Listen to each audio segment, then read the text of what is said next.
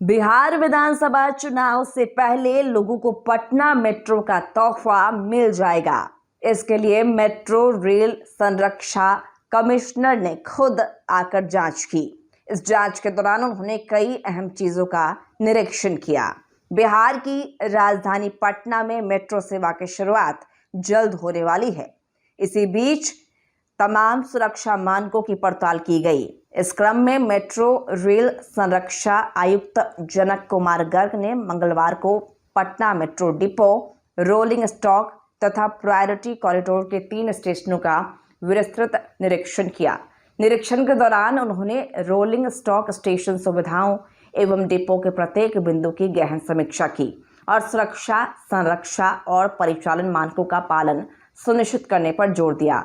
इसके साथ ही पटना मेट्रो ने आम लोगों के लिए सुरक्षित, आधुनिक और विश्वसनीय परिवहन व्यवस्था उपलब्ध कराने की दिशा में अपना एक और महत्वपूर्ण कदम बढ़ा दिया है। इसके बाद एक उच्च स्तरीय समीक्षा बैठक में नगर विकास एवं आवास विभाग सह Patna metro rail corporation limited के प्रबंध निदेशक अभय कुमार सिंह, PMRCL की अपर प्रबंध निदेशक सह नगर विकास एवं आवास विभाग के संयुक्त सचिव अभिलाषा शर्मा के साथ PMRCL एवं DMRC के वरिष्ठ अधिकारी शामिल हुए।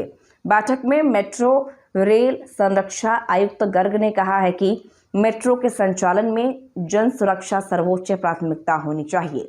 मेट्रो का संचालन शुरू करने के लिए सभी सुरक्षा और परिचालन प्रोटोकॉल का पूर्णतः पालन अनिवार्य है।